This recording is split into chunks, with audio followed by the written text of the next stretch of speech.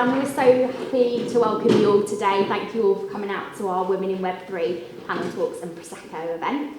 So I'll start off by just introducing our speakers here. So we've got Ellie Cordy from Mavark, Sarah Simeone from Nifties, Jordan Price from Social Spotlight, and Kitty Barton, NFT artist. So round of our speakers today. I'll just start off by asking, so tell me a bit about yourself if you want to go first, Ellie. Yeah, sure. So I'm Ellie, I'm the art director here at Mavark.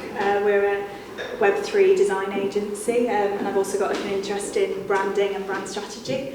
I've got a degree in fine art, and when I was sort of making my art in my degree, I was always really interested in how my target audience, if I could communicate messages with them and what I could be saying. So at that point I realised I'm actually really interested in visual communication and design, so I did my advertising and design masters and then got my job here in the creative industry. And Sarah? Yes, my name is Sarah Simeone. I'm the CEO and co-founder of Nifties.io. We are a company based here in Manchester, but we also have the other part of the team in Italy, where I'm originally from. We were actually born as an NFT minting platform for the business space because we really, in a way, dislike what's happening sometimes in the NFT space. It's a bit too much, lucrative from our point of view. So we wanted to make sure that NFTs have real utility, and that's why we created this platform where you can find redeemable NFTs and you can hide whatever, lock whatever you want behind these NFTs. My background is very simple. I have around 25 years of experience, unfortunately, fortunately in digital strategies and data strategies. Worked for lots of big companies from WPP to Denso Aegis. And at some point I decided that I wanted to stop buying your data. And I wanted to actually rebel that kind of status quo, and that's when I started to basically research how machine learning and blockchain will have an impact on the future of data. And I became basically part of the Crypto Valley, ecosystem, and from that moment I started to, navigate the wave. Celia and Jordan? Hi, I'm Jordan. I'm the CEO of Social Spotlight, which is a Web2 marketing agency specifically towards unsigned musicians and musicians who are trying to find their feet. We're trying to, at the moment, sort of go more into a Web3 area of things. And I also worked for a Web3 marketing agency for a while called Agency. They do full stack marketing. Still very new to the Web3 space. I've only been in it for about a year at the moment, but definitely something that I'm trying to explore more at the moment. And Kitty, tell us about yours as well. My name's Kitty Bast. I've been making NFT art since 2019. I've been making all kinds of art since forever. I believe it started with painting scarecrows when I was 6. So my dad was still around in the attic because there was just too many of them. I also have high functioning autism, which is why I'm reading from a screen, otherwise I'll get really overwhelmed and won't be able to speak. Maybe this is another barrier in the art world seen to some people, and this digital world is going to take away the pressures and expectations of this. I did my BA and part of my MA in fine art at Manchester School of Art. Before this I was taught tattooing at 16 and eventually ran my own tattoo shop. Then I realised my true self belonged in art, so I went back there. I've worked with performance film, a lot of drawing, recently working in an illustrative way to reflect the female digital art world on social media, which is often ignored and not seen as fine art, consisting of women exploring their ideal female form or the body, quite often impossible other entities they could never achieve in a reality, a desire that is hidden and never to be found by these women, lost reflections of the self that reflect how women may think about the self and the expectations of them in this world. And I've sold my NFT art on a lot of platforms like Maker's Place, Known Origin, Super Rare, Sync Art, Nifty Gateway and others. So my collectors are very important to me and they keep me moving forward. They bring about new potential and possibilities for me and my art, and I believe this art world online holds many benefits for women and those with additional barriers like myself. Oh yeah, that's amazing. Yeah. That's amazing. Impressive. And Ellie, how did you become a woman working in that Web3 space going from the original Web2? Yeah, so Mavark sort of came from a traditional web design agency called Supremo. And our founders, Ian and Mike, sort of took a real interest in blockchain sort of about 5-6 years ago, and they noticed a real gap in the market for user experience design and sort of branding for these blockchain projects. So when they spotted that niche, they said, you know, we've got to launch our own agency that just serves Web3 products and services. So hence we started Avark, and I sort of have been on that journey with them. And Sarah, obviously you mentioned doing the research on the blockchain, that's how you got into it. Was there something that sparked that for you, or how did you become that woman getting interested in that?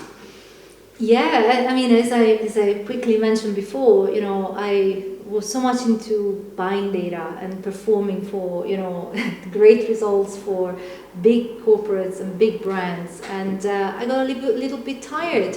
You know, there was one day that I still remember vividly in my mind, and I was in London working for Dentsu and having a client on, you know, they were visiting us, and there was credit rating company. I'm not going to say the name. There are not many out there. But they showed me their portal on how I could buy data, and they told me, like, you know, why don't you just put your postcode in there? I was just, okay, cool. So I put my postcode in there, and I could see every single information available to Earth. I don't know. It's just that it was like mortgages, like, you know, interest rates paid, whether we own the car or not, degrees, salaries, everything. And I was like, there needs to be, you know, a point where all this information is mine, and I don't want you to resell my data and just basically make a lot of money for reselling and spamming other people. And I want to actually own this information, and that is, you know, what I started to research. And you know, blockchain, you know, was one of the key things that I started to become very passionate about, because it was about, you know, that ownership piece. You know, I want to own everything I do, and then allow you to see parts of what I'm doing and get rewarded for it. I think that is the easiest way to actually describe what really blockchain is all about, getting back that freedom. And then from that moment I started to, you know, I was already here in Manchester, and I got, you know, got to know these guys through a project that I was consulting for, was Wakelet.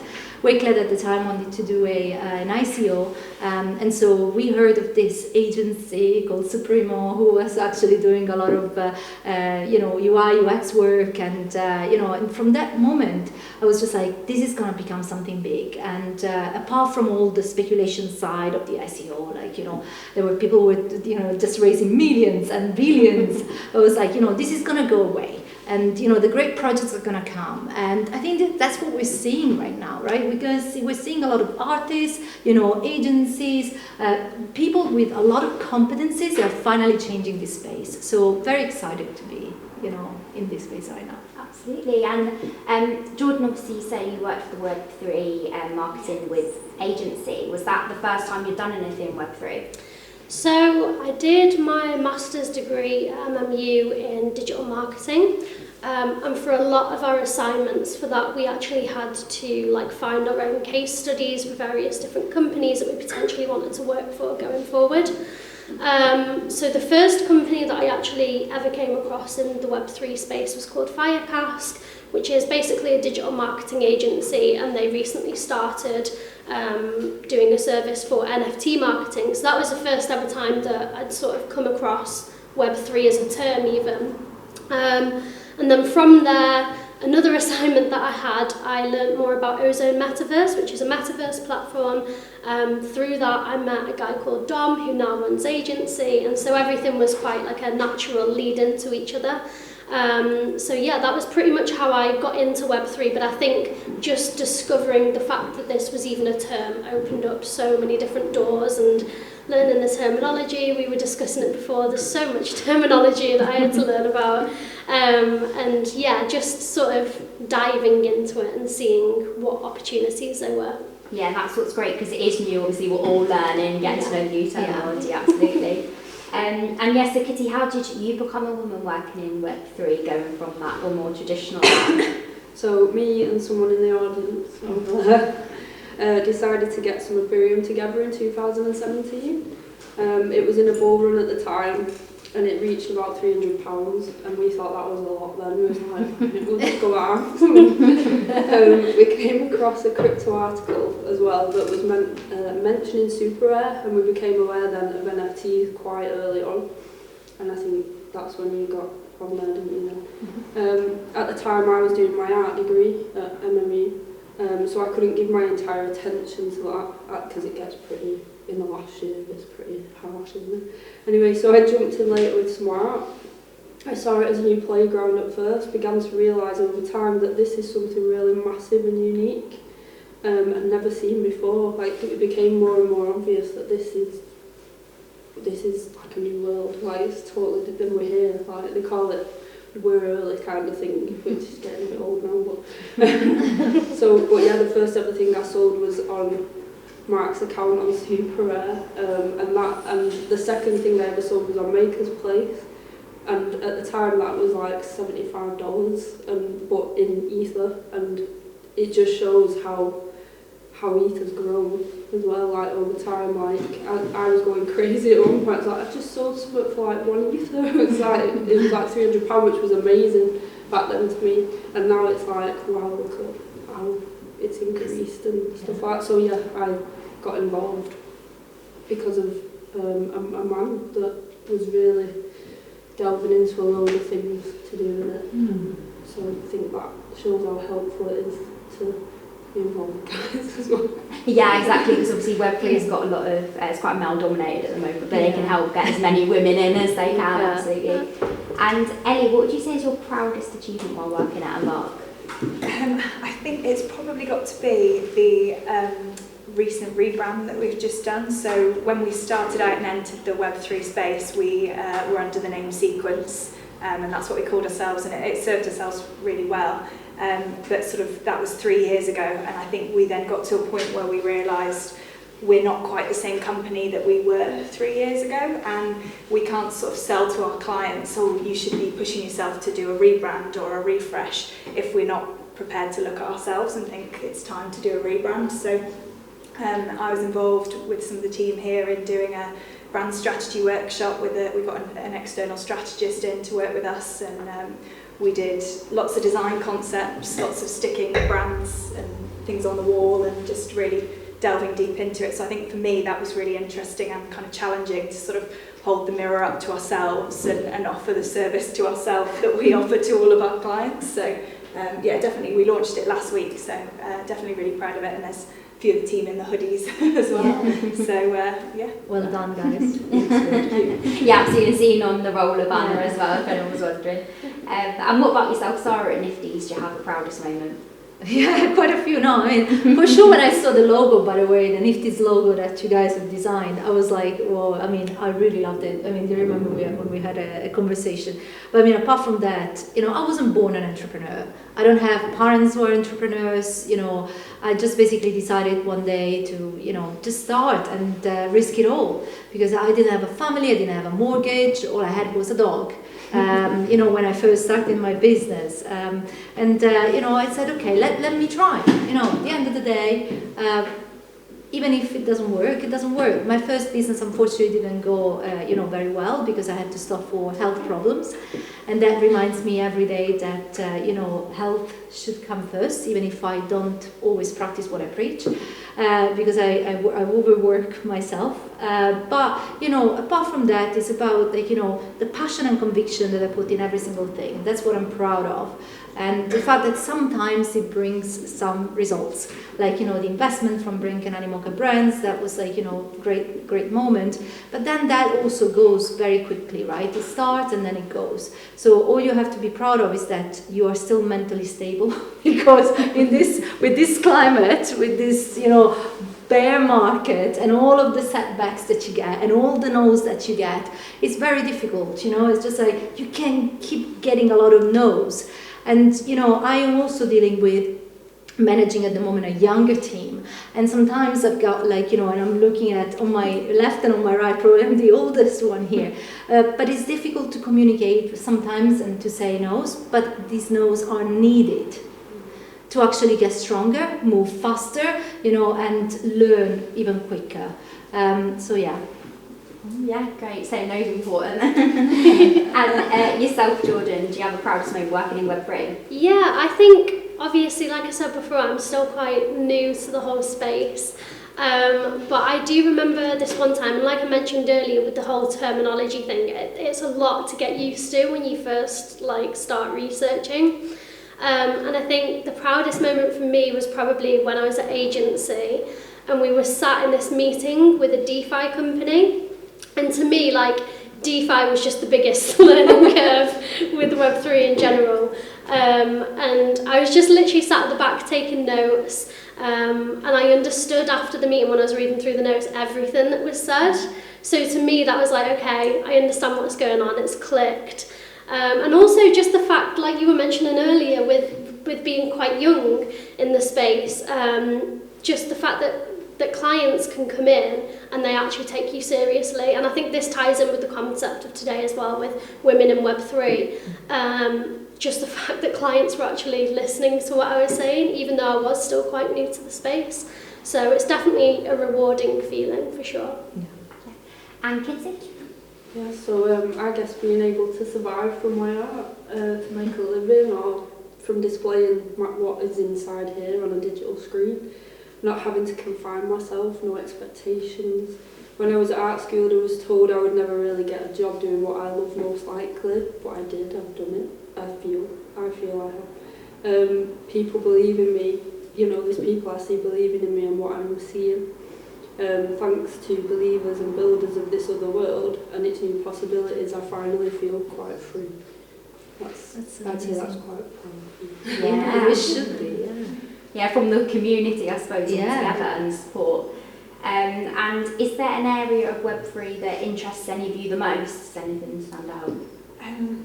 I think for me, because I've got an interest in branding, I really like to see how brands build experiences using blockchain technology. So one I saw recently that I really liked was that Starbucks have launched Starbucks Odysseys, and it's like a loyalty and rewards scheme where they've created journeys, so you could go on a tour of their bean farm in Costa Rica, or you could partake in a Starbucks quiz and you earn stamps. And those stamps are sort of essentially NFTs on Polygon.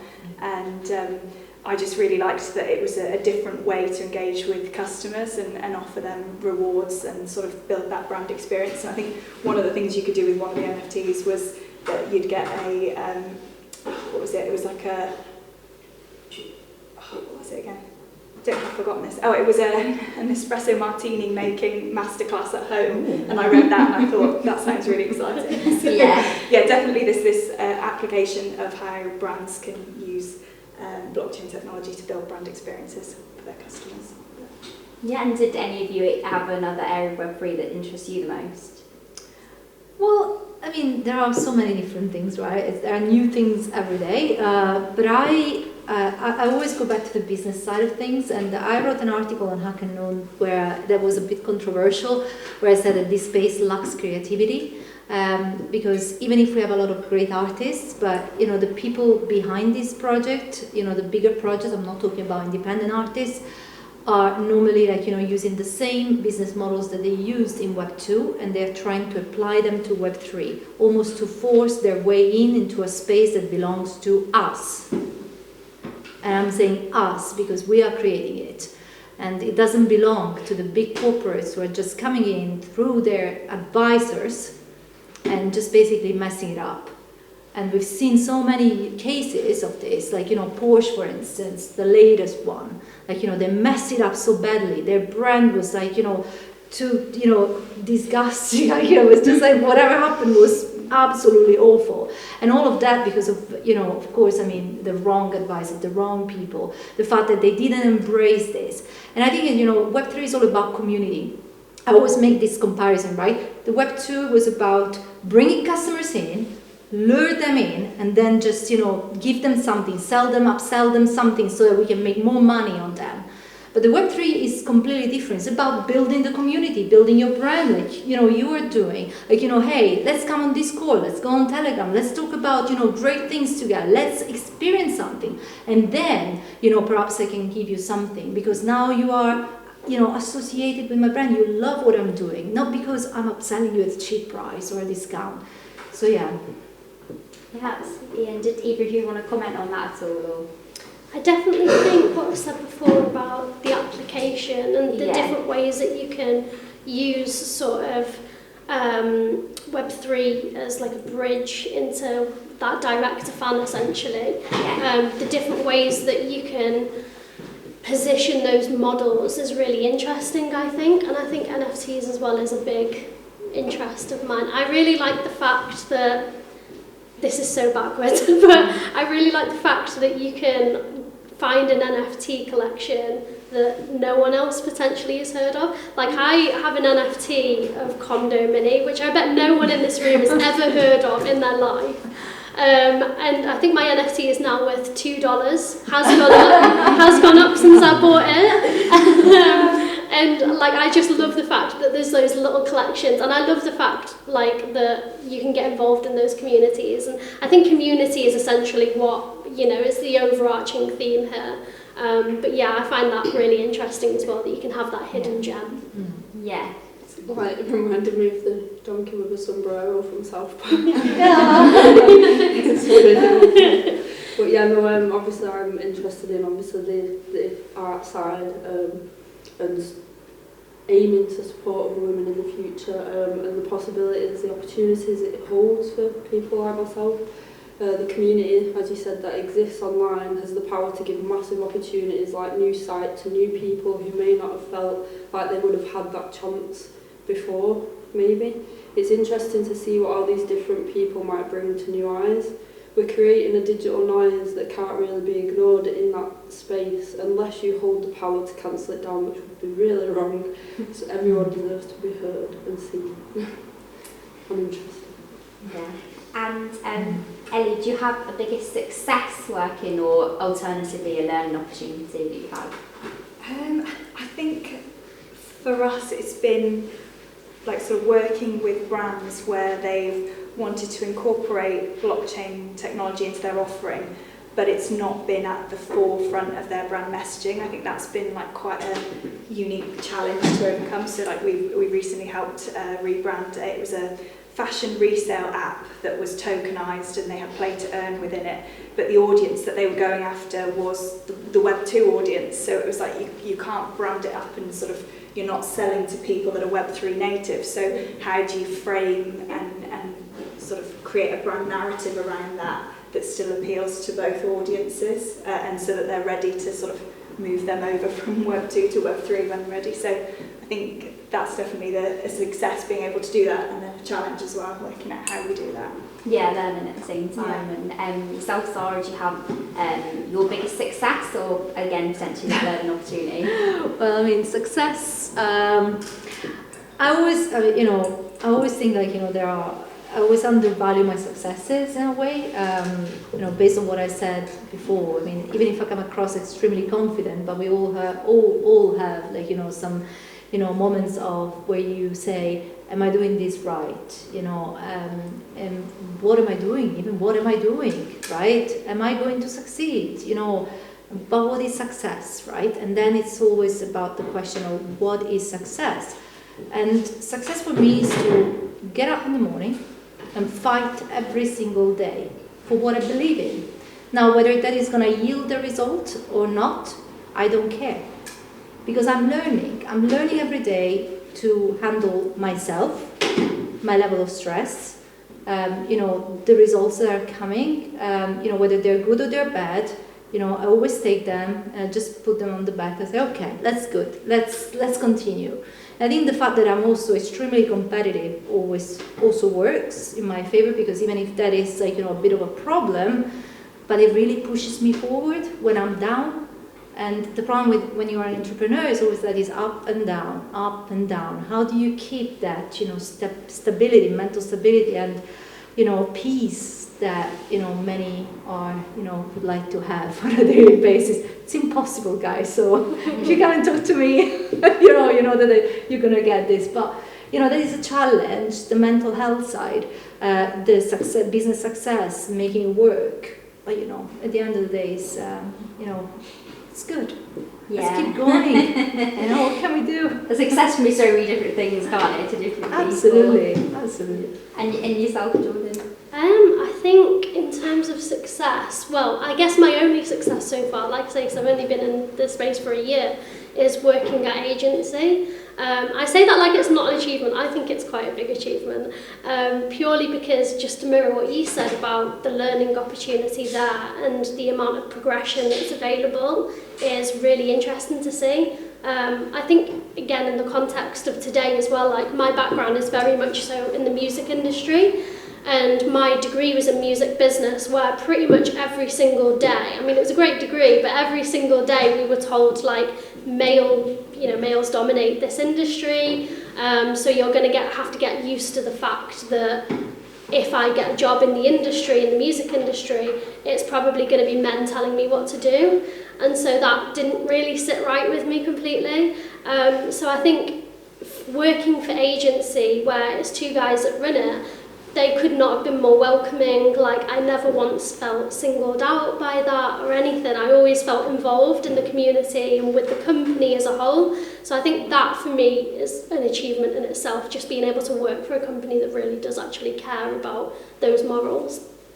Yeah, and like Sarah said, it is difficult to kind of recognise your own success. And you've probably done loads, but when you're trying to think about yourself, it's difficult, isn't it? Yeah, especially as women, I think there's obviously men as well, but it is quite a common thing where women don't recognise their successes, absolutely. And Kitty? Yeah, I agree with obviously everything you were saying about, it's successful just to be able to get up and take the day on. I agree with that totally.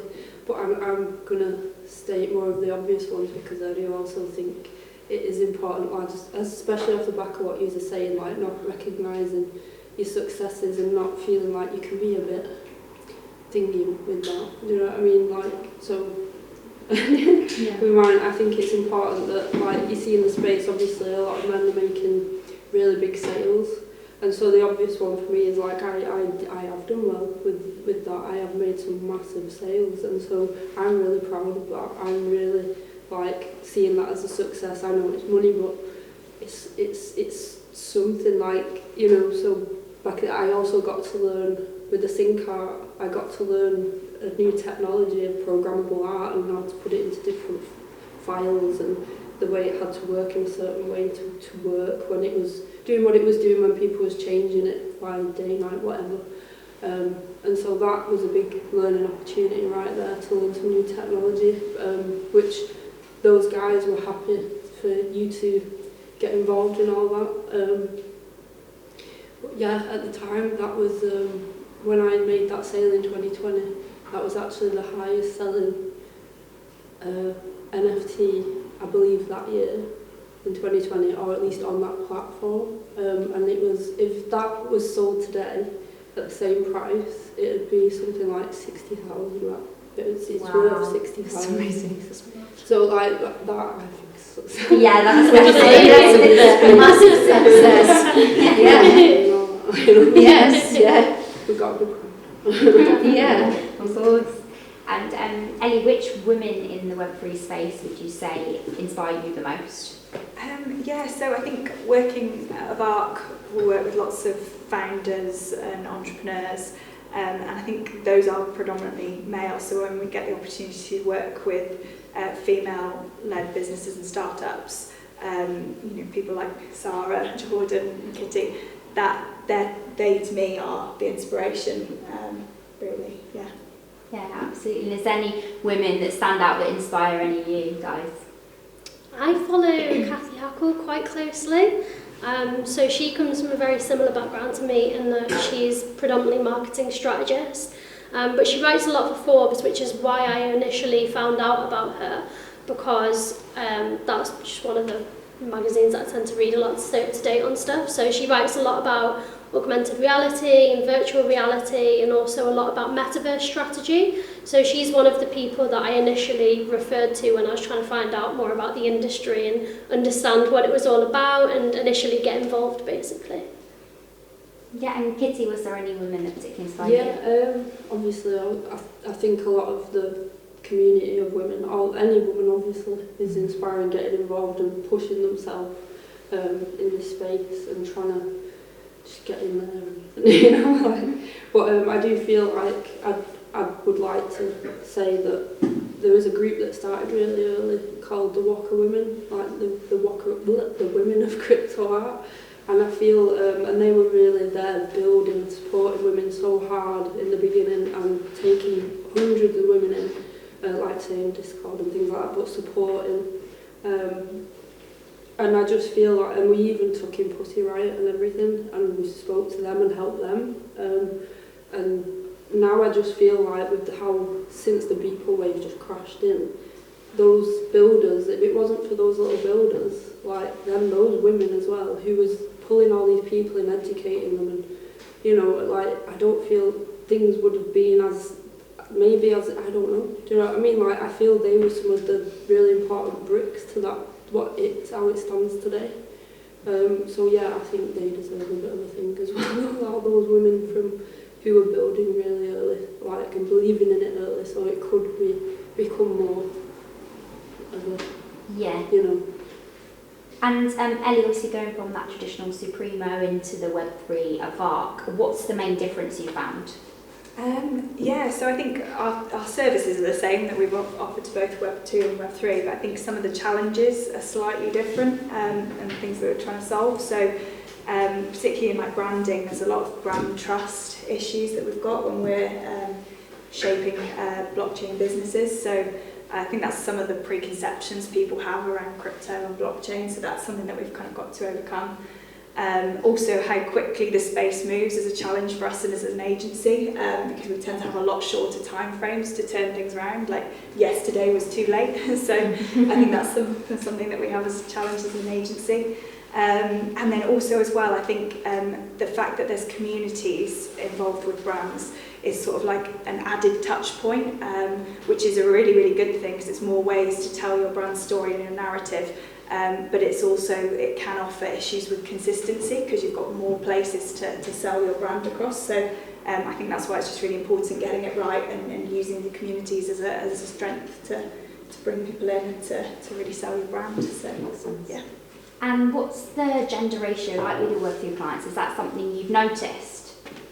Yeah, I'd definitely say I've worked with more male founders and entrepreneurs, but I think that's because particularly this space is developer-led, and I think sort of statistically there are more male developers at the moment, so I think that's why we're seeing that gender ratio. And also as well, you can see statistics that access to funding, it seems to be more in favour of male entrepreneurs than female entrepreneurs, but have been very lucky to work with some great female entrepreneurs. Out of ARC, and I'd just love to see that sort of balance rise, and just work with people that are coming up with great products, great services. Yeah, and are there any common traits you found with those entrepreneurs that make them stand out? Yeah, I'd definitely say with the people that we've worked with, I think there's been a real level of focus with all the entrepreneurs that we've worked with. You know, coming forward, being really driven, being really, really prepared to engage and work with us. You know, all their pitch decks ready, all their vision and missions really ready to go. And also there's a real sense of integrity as well, of them sort of backing their ideas, being prepared to tell us that's working, that's not working. And then also as well being adaptable to change, you know, because the space moves so quickly, being able to say, okay, this is different today than it was yesterday, so we're happy to take your advice here and adapt and change. So I think all those qualities make a great entrepreneur, so that's sort of what I've seen and experienced in the women I've worked with. And Sarah, as a CEO and co-founder yourself, is there a way you think we can get more women into positions of leadership, or is that something you don't know how we can tackle? You asked me the holy grail. Let's say that the problem we're having, right, and I don't want to sound cliche, is that a woman at some point needs to have children, okay? And again, it can sound controversial what I'm about to say, but it is the reality. I'm very realistic, and unfortunately, that brings you to, you know, take a step back in your career. And that step back is going to be filled by someone else who's going to come, after you, whether that is another woman or is another man, okay? That is younger than you, that is hungrier than you, that is got more disposable time to do things. And that is a problem. It's a problem, but it's a societal problem. Now, I lived in Sweden for 5 years before coming here. And it's interesting to see how the system really cares for these women. They take the children, they drop them at the kindergarten, whatever age, 8 a.m. They just stay there until night so the woman can actually go to work, enjoy, do whatever they need to do. And then the job actually lets you go back to work, back home around 3 p.m. if you want. If the child is off sick, you can work from home. Nobody's gonna, there is not such a thing, for instance, here in the UK, as far as I'm aware, but nor in Italy, for instance. I lived with a mother, who worked her whole life. I was left with my grandparents when there was a chance. And I think that really brought me to, keep working as a woman, and also avoid the family. But, that was a personal choice. But the problem is, how do you, bring also mothers into executive positions? Because, if you don't offer, also at a company level, if you don't offer, specific perks, it's going to be quite difficult for them to grow into that role. And of course, then there is all the educational aspect that Joanna has already touched upon, and then there is the bias, conscious and unconscious bias. There are so many hurdles to come across. But if you want to do something, you can do it. I'm pretty sure. It doesn't matter what gender you are. And of course, with your platform Nifties, what do you see for the future of NFTs, and how do you think we can drive that adoption? So we keep asking that question every day, because it's more about what we think is about changing mindset, right? So as I said before, there is the Web2 space. It's all about sell. With Web3, it's about build, and own what you build, own your data. So I think that is basically what we are asking ourselves every single day. And the challenge that we have is that sometimes clients are stuck into a specific mindset and they don't see beyond their nose. And it's just it's crazy to see how these people want to claim to be open innovation specialists, but they don't even think about what is creative, what is really open innovation, how can I innovate with these tools that are at my disposal. I think that's a problem for myself as a builder, but also for yourself as an agency, because you have to deal with these problems, you have to educate customers that the future is about, ownership, decentralization, distribution, transparency. But the problem is that transparency doesn't help, because nobody wants transparency, guys. So if you're in sales here and you're claiming transparency, blockchain, don't do it, because most of the times they're telling you no, with the transparency equal that we have to actually finally disclose all our fees, all our commission, our percentages. We were talking about music before as an example. That hurts. Yeah, and Georgian, do you think that gender impacts marketing in the Web3 space, or is it the same marketing all around? Yeah, I think it's a difficult question, because in marketing, you have a target audience. Whatever you're selling, you have that target audience of who you're going to target to make sure that it's specific. And obviously, with the Web3 space being so male-dominated, you sort of have to market towards males because of that, to be able to actually reach that market and to be able to make money and to be able to be profitable and grow. So I think it's definitely a difficult question to answer in that respect. But I think one thing that I've found, particularly when I've been marketing, and this is a huge generalisation, but typically for me, males tend to be more triggered by logic and females tend to be more triggered by emotion. And like I say, huge generalisation, but from my experience in marketing, that's how I've always marketed. And the background that I've come from, maybe because I am female, I've always tried to sort of drive that emotion-led marketing stuff more so than the logic-based.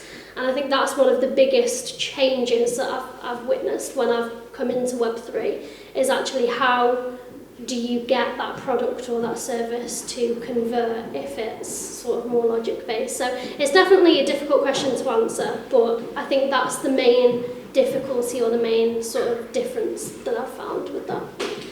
Yeah, and of course, having your own company, Social Spotlight, is there any advice you'd give to people, particularly maybe young people or women that want to start their own company like that? I think it sounds so cliche, but just like don't be afraid, because that's one thing that, like, a lot of my friends, they all want to start companies, they all want to go freelance or do something that they can own, and they're very, very scared of like how to do that, the logistics of how to do that, and what that's going to result in. You know, they have rent to pay, they have bills to pay, all this kind of stuff, especially now in this economic climate.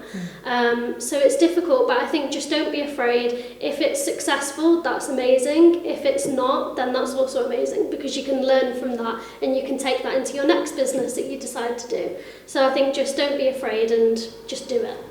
Just do it. Just do it. Start up today.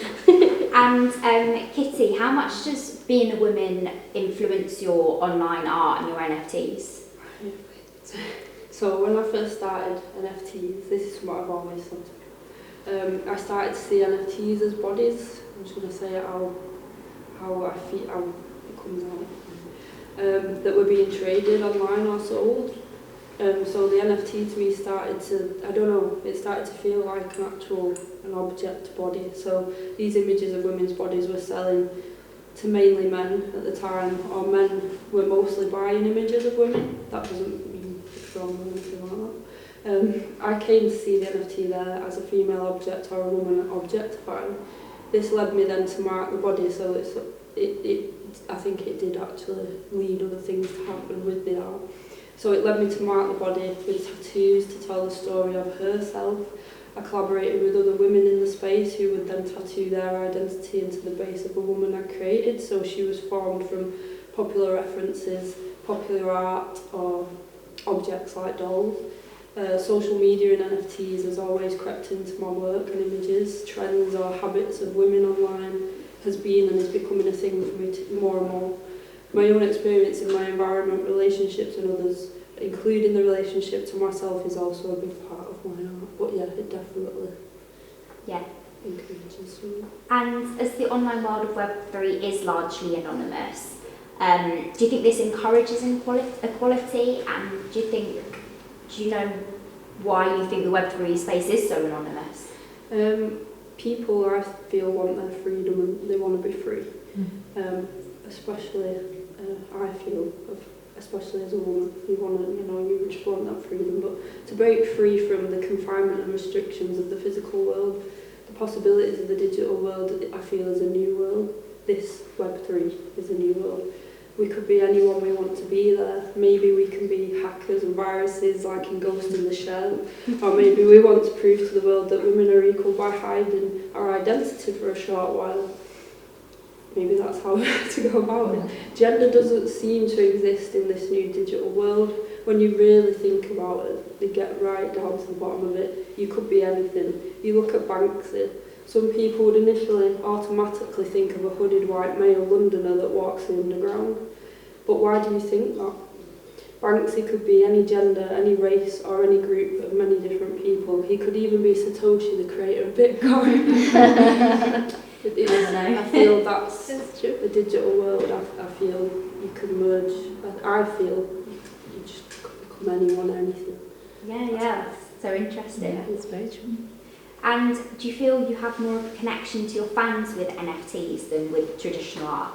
Yeah, I definitely feel very close to someone, especially when they bid on my work.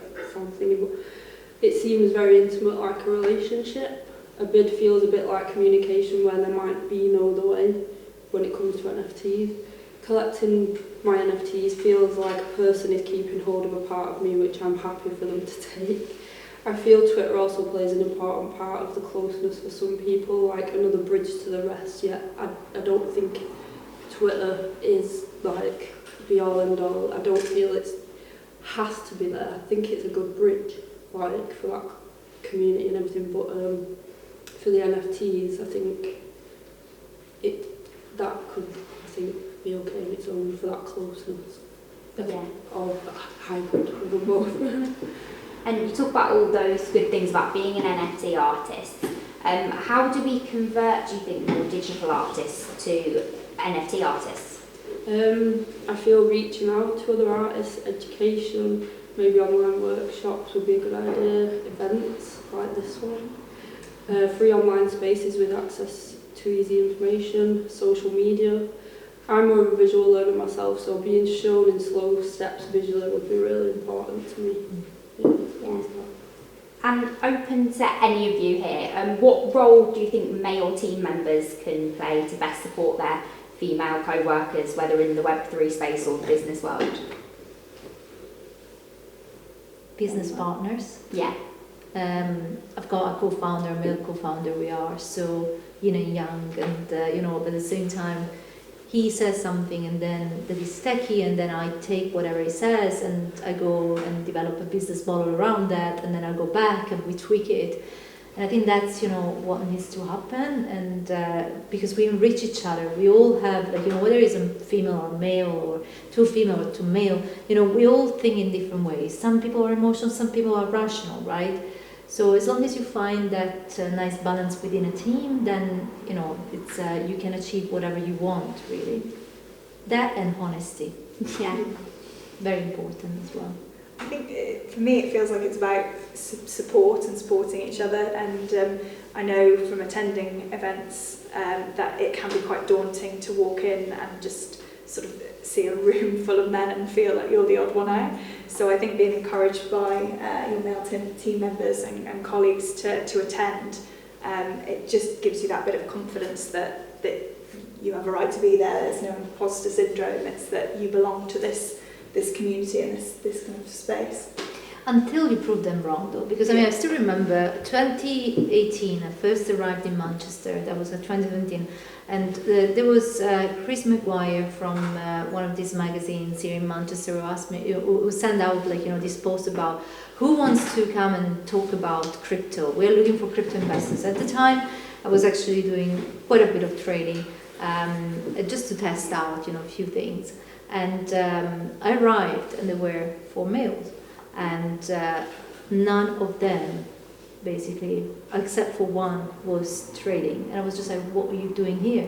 And he said, nobody really knew. I couldn't find even one woman who, would raise their hand and say, yes, I'm coming, I'm doing this. And I'm just like, and then I discovered, I actually asked the public, was like, sorry, can you please raise your hand if you are basically trading? And there were quite a few women in there. I was like, why don't you just, do it? Because the imposter syndrome is a big thing. But at the end of the day, we know as much as the other, comes next, So it's more confidence than anything else. And I don't think that school helps with this either.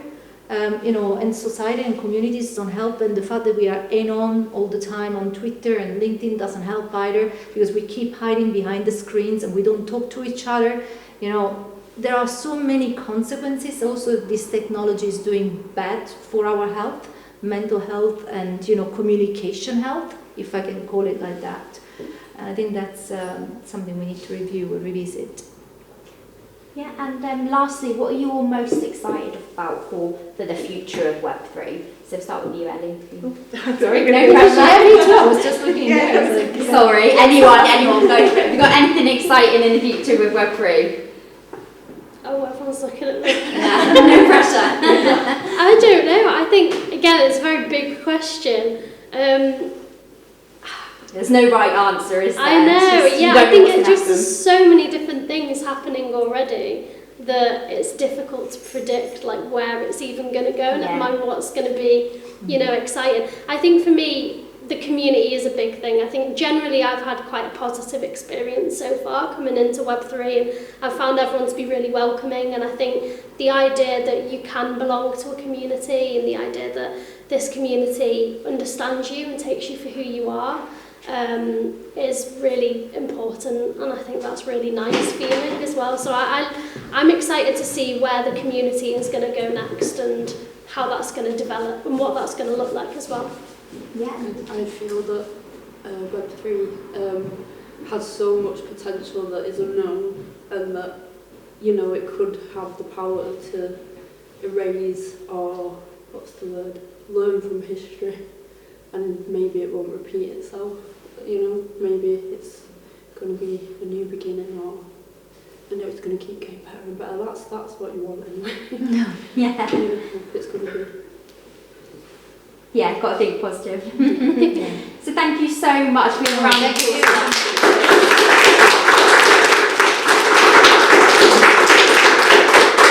And thank you all so much for coming as well. Just to tell you a bit first about how Female AF started, who put on this event today. So last year for International Women's Day, we created a selection of NFTs, so like playing cards.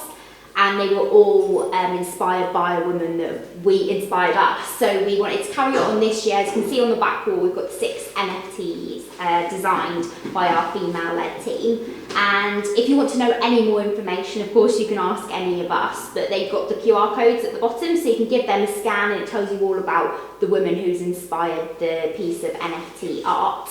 And you can buy them on OpenSea as well. And it's all raising money for Women Who Code, a charity. So we're really proud of that, but also, of course, we just wanted to put on this Web3 event to celebrate it. And we do have a POAP. It should be on that screen. If not, we can just hit it along and it'll come up. It is brilliant. So you can have a scan of that, and then you've all got a POAP to go away with.